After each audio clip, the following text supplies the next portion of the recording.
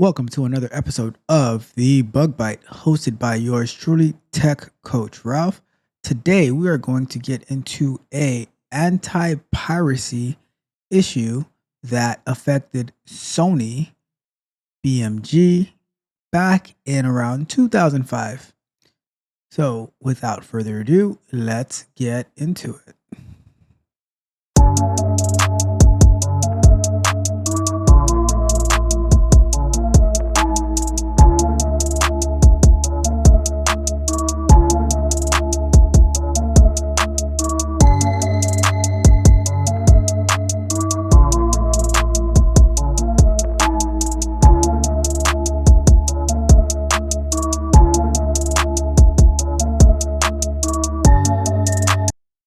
So in today's article, we're going to be going through it from Wikipedia because a lot of times Wikipedia has very comprehensive information compared to some other sources that we might find. So we're going to use Wikipedia to get all the juicy details about this software bug and all the implications that it had. All right. So let's get into it. So the title is Sony BMG Copyright Protection Rootkit Scandal. Okay. And it says, a scandal erupted in 2005 regarding Sony BMG's implementation of copy protection measures on about 22 million CDs. When inserted into a computer, the CDs installed one of two pieces of software that provided a form of digital rights management by modifying the operating system to interfere with CD copying. Neither program could easily be uninstalled, and they created vulnerabilities that were exploited by unrelated malware. One of the programs would install and phone home with reports on the user's private listening habits, even if the user refused its end-user license agreement. While the other was not mentioned in the EULA,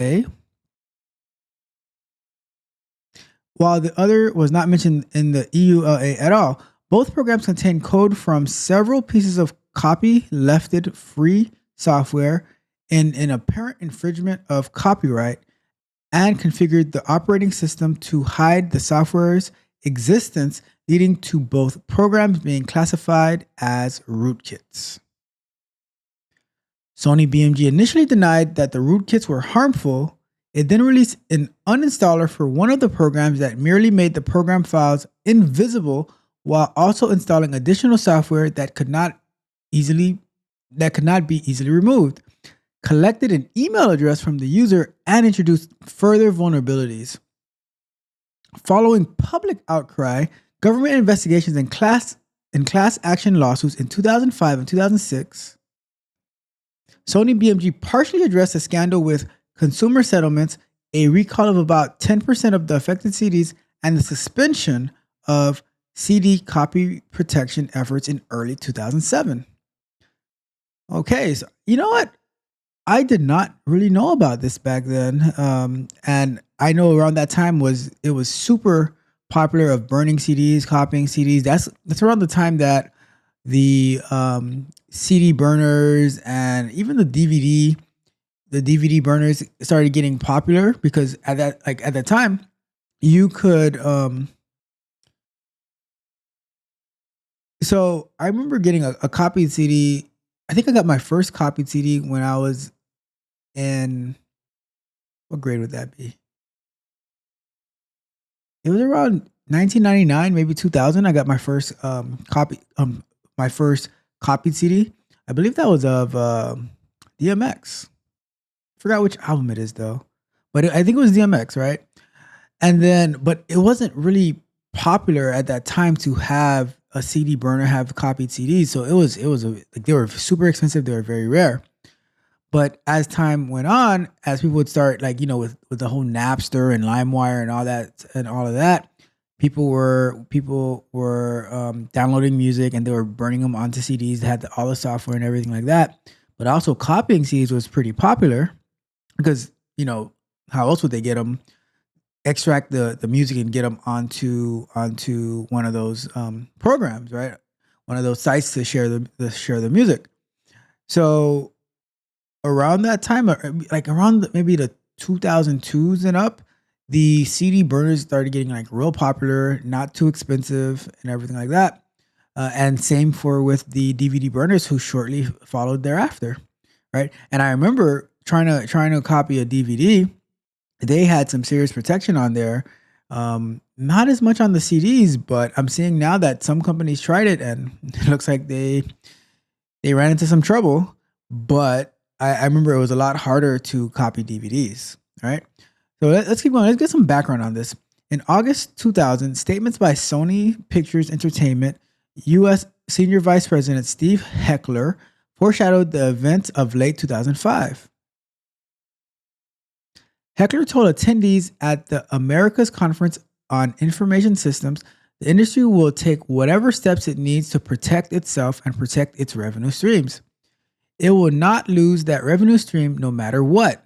Sony is going to take aggressive steps to stop this. We will develop technology that transcends the individual user. We will firewall Napster at source. We will block it at your cable company. We will block it at your phone company. We will block it at your ISP. We will firewall it at your PC. These strategies are being aggressively pursued because there is simply too much at stake. In Europe, BMG created a minor scandal in 2001 when it released Natalie Imbriglia's second album, White Lily's Island, without warning labels, stating that the CD contained copy protection. The CDs were eventually replaced. BMG and Sony both released copy-protected versions of certain releases in certain markets in late 2001, and a late 2002 report indicated that all BMG CDs sold in Europe would contain some form of copy protection.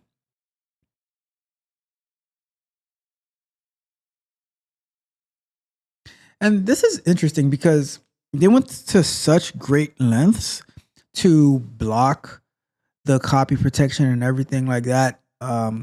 We're in 2003 now, so this was happening around 23 years ago. And the interesting thing is, like, going through such great lengths, like blocking the ISP, at the firewall, all of that, where now, can you even get CDs? Everything is being streamed. You can buy the whole album on whatever your music source is. If it's Google Music or Apple Music or Amazon, whatever the source of the music is, right? You're not getting the physical CDs anymore. And you don't even need to actually buy the album from the actual. You don't need to actually buy the album anymore, because if you have a streaming subscription, right? Whether you're having YouTube Premium that includes YouTube Music, or you have Amazon Music, or you have Apple Music, you just pay a monthly fee and you're able to stream all the albums, all the songs. So that whole copyright protection thing gets circumvented, and then now these companies, they don't have to spend all this money on hardware for like the CDs and having to ship them out and everything like that. And the albums, they cost the same, if not more, and we don't get anything physical. All right. So it's interesting to see, looking back on this, how they were so gung-ho about protecting the CDs, the copyright protection on the CDs, when now we don't even use CDs anymore. And now we're streaming the copyrighted music. It's cheaper on the producing companies because they don't have to worry about the whole infrastructure. The artist just record an album, they master it and everything like that, and then they upload it to one of these streaming services, and they're circumventing a lot of trouble. So, and as we're going to see in this article, it looks like it ended up costing Sony a lot of money. To fast forward to today, it's a whole new methodology. So this was, at the end of the day, it seems to be a lot of wasted money, wasted effort. But let's find out some more, right?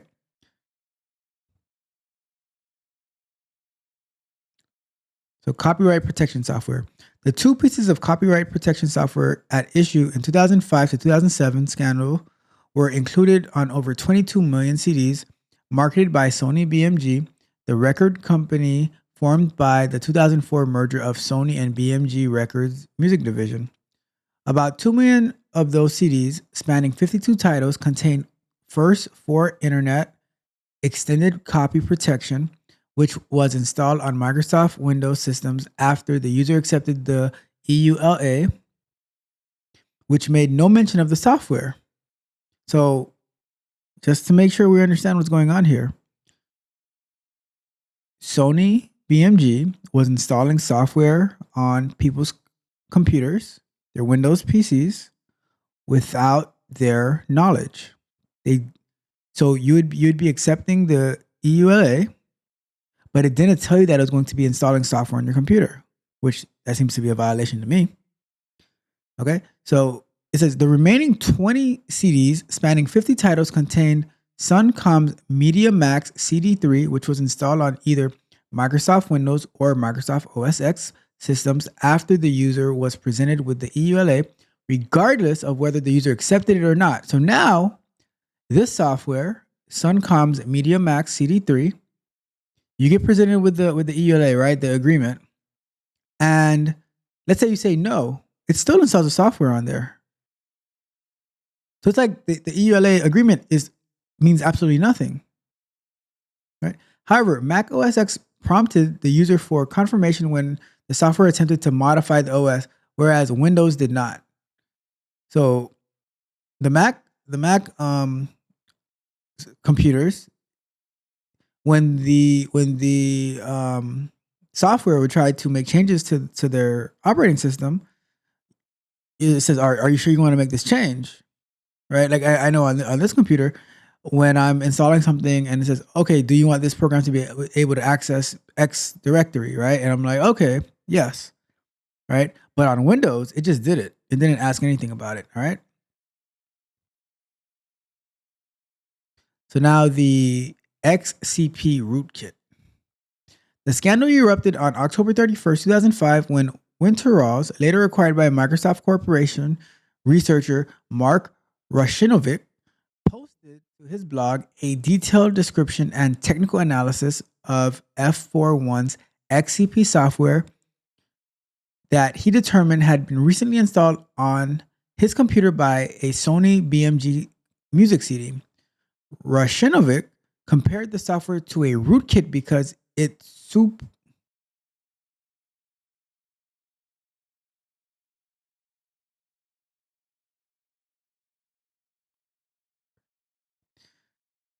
Rushinovic compared the software to a rootkit because of its surreptitious installation and efforts to hide its existence. My goodness, these words sometimes. There's like 10 syllables in there. All right. He noted that the EULA does not mention the software, and he charged that the software is illegitimate and that the digital rights management had gone too far. I tend to agree with Rushinovic. Antivirus firm F-Secure concurred. Although the software isn't directly malicious, the used rootkit hiding techniques are exactly the same used by malicious software to hide. The DRM software will cause many similar false alarms with all antivirus software that detects rootkits. Thus, it is very inappropriate for commercial software to use these techniques. After public pressure, Symantec and other antivirus vendors included detection for the rootkit in their product as well, and Microsoft announced that it would include detection and removal capabilities in its security patch. Rushinovic discovered numerous problems with XCP. It created security holes that can be exploited by malicious software such as worms or viruses. It constantly runs in the background and excessively consumes system resources, slowing down the user's computer, regardless of whether a protected CD is playing or not. So imagine that, right? You don't even you finish putting the CD to play on your computer, you take it out, and you're not even listening to it, and your computer is running slower because this CD that you purchased to listen to music has software running in the background for no apparent reason. So now the XCP employs unsafe procedures to start and stop, which could lead to system crashes. It has no uninstaller and is installed in such a way so it has no installer and it's installed in such a way that an inexpert it has no installer and it is installed in such a way that an expert attempt to uninstall it can cause the operating system to fail to recognize existing drives. Jesus Christ, they really went after you for their stupid CDs. Soon after Rushinovic's first post, several Trojans and worms exploiting XCP security holes appeared. Some even used the vulnerabilities to cheat in online games. I wonder if that's how they were able to cheat in Madden. That's neither here nor there. Sony BMG quickly released software to remove the rootkit component from XCP from affected Microsoft Windows computers. But after Rushinovic analyzed the utility, he reported in his blog that it only exacerbated the security problem and raised further concerns about the privacy. Rushinovic noted that the removal program merely unmasked the hidden files installed by rootkit but did not actually remove the rootkit. He also reported that it installed additional software that could not be uninstalled. In order to download the uninstaller, he found that it was necessary to provide an email address, which a Sony BMG privacy policy implied was added to various bulk email lists. So in order to uninstall the software, you need to give your email, and then they're going to add that email to some random various email lists. Just great. And to install an ActiveX control containing backdoor methods marked as safe for scripting and thus prone to exploit. Microsoft later issued a kill bill, not to be confused with Kill Bill, for the ActiveX control.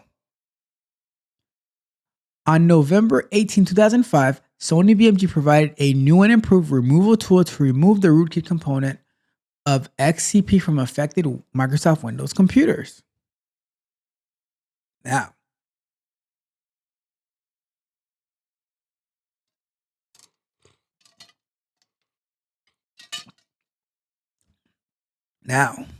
we are getting to where it hurts. Legal and financial problems, product recall. So now, this is all going to cost them a lot of money. Product recall. On November 15, 2005, VNUNET.com announced that Sony BMG was backing out of its copy protection software, recalling unsold CDs from all the stores, allowing consumers to exchange affected CDs for versions without the software. The Electronic Frontier Foundation compiled a partial list of CDs with XCP. Sony BMG maintained that there was no security risk associated with the anti-piracy technology, despite numerous virus and malware reports. On November 16, 2005, US CERT, part of the United States Department of Homeland Security, issued an advisory on XCP DRM. It said that XCP uses rootkit technology to hide certain files from the users, and that the technique is a security threat to users. They also said that one of the uninstallation options provided by Sony BMG introduces further vulnerabilities. Your CERT advice: do not install the software from sources that you do not expect to contain such software, such as an audio CD, because I wouldn't expect an audio CD to contain software where it's installing it on my computer. I just want the music. Like, this is mind-blowing, right? And let me see something real quick, right? So this is on November 16, 2005. And when did Rushinovic come to his discoveries? Okay, so not too bad. So October 31st, 2005, that's when he posted his blog. And then a few weeks later,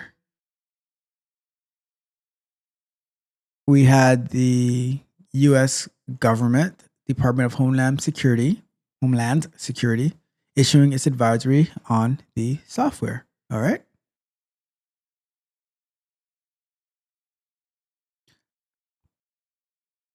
Now, Sony BMG announced that it had instructed retailers to remove any unsold music discs containing the software from their shelves. Internet security expert Dan Kaminsky estimated that XCP was in use in more than 500,000 networks. CDs with XCP technology can be identified with the letters XCP printed on the back cover of the jewel case for the CD, according to Sony BMG's XCP FAQ. Man, I wish I had a CD from back then to see if it had that on there.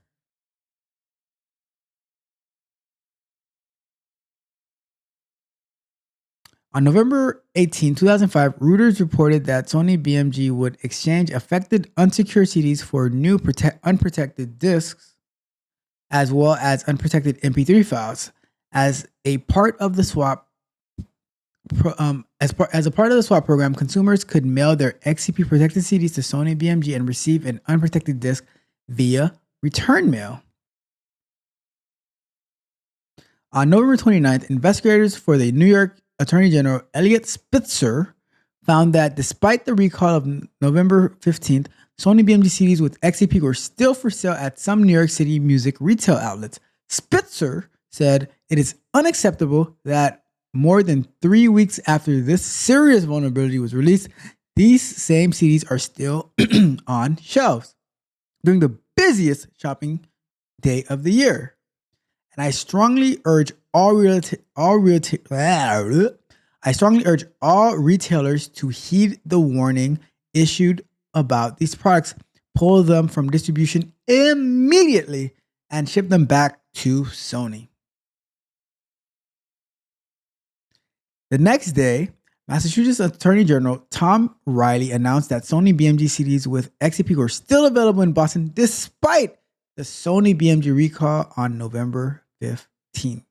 He advised consumers not to purchase the Sony BMG CDs with XCP and said that he was conducting an investigation of Sony BMG. Sony BMG's website offered consumers a link to class action settlement information regarding XCP and MediaMax content protection. The online claim filing and link to the software updates and uninstallers. The deadline for submitting the claim was June 30th, 2007.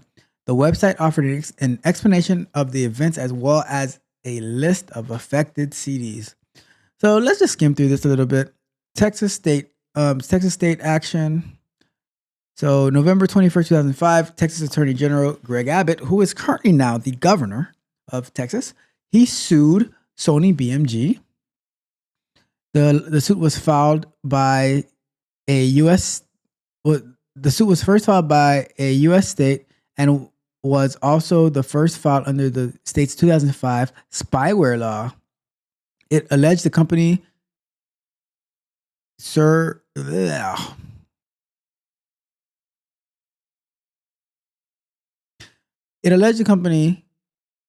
unknowingly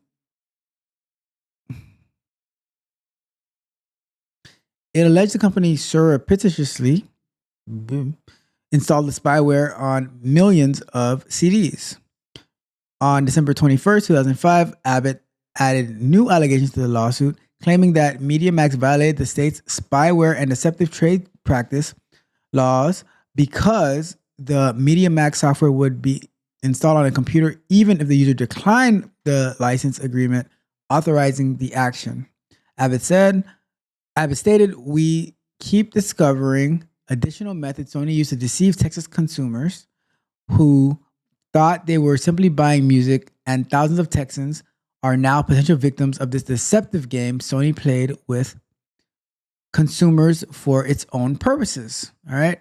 Let's take a quick look. In addition, the violation, which allowed civil penalties for $100,000 for each violation of the law, and alleged violations adding in the updated lawsuit carried a maximum penalty of $20,000 per violation.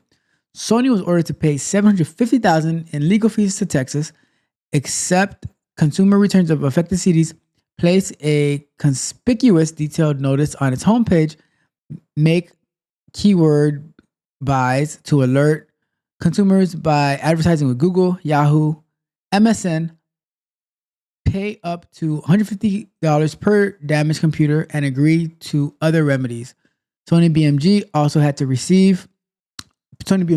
agree that it would not bring any claim that the legal settlement in any way constitutes the approval of the court. So they had similar things happening in New York, California. We're not going to go into every single detail of these lawsuits, but New York, let's just see, let's go down and see if there's any. No dollar amount. They had some other settlements. So it even went internationally, okay?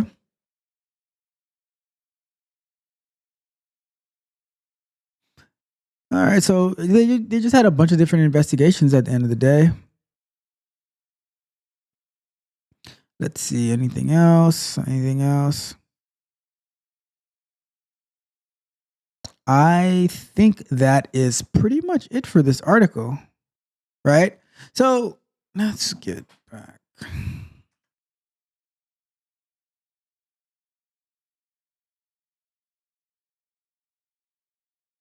So that's pretty interesting, you know, because maybe if you were born in the 2000s, you maybe don't know what a CD is, but in my era, I used cassette tapes for a while, and then CDs. We transitioned to CDs, and then we also had the iPods, right? Yeah, we also had the CDs, and then we started copying CDs and all that good stuff. And I guess it was some type of evil revenge from Sony from trying to copy its CDs and pirate. They ended up pirating us, right? But they had to pay for it. And the thing with pirating was it wasn't really something easy to catch because people would be selling the CDs like so low key at gas stations and stuff like that. And the police force wasn't really like they weren't really trying to crack down on that because it wasn't really their thing, right? They were actually like they were after like physical crimes. And while the government, the federal government, would be more on these piracy things, you know, looking for pirates. So it's a very interesting article, I must say, and it's a very interesting situation that happened. And then when we fast forward to today, where we don't even use CDs anymore, right? So this ended up costing them a lot of money, where for an outdated technology. Like if you look at it now, most laptops and most desktop computers don't come with CD drives. We used to need them to be able to, or the DVD drives to play games, but now we just stream everything. So maybe the thinking and the approach of Sony was wrong, where shipping CDs with malware on it, right, with a rootkit on it, while they could have actually started moving towards the whole streaming and delivering the content and not necessarily the medium that the content is played on. So it's just a very interesting article. I know a lot of us, we grew up on CDs, so maybe you can relate to it. Maybe you're affected. If you're affected by this this Sony BMG installing a rootkit software on your computer, let me know. Put in the comments. You know, if you encountered this issue back in the 2005 to 2007 era, I would love to hear from you. I'd really appreciate it. All right, but that's the bug that we reviewed this week. And until next time, Tech Coach Ralph signing out. If you enjoyed the fascinating information shared in this video and you want more, be sure to hit the subscribe button to Tech Coach Ralph to be notified for new videos.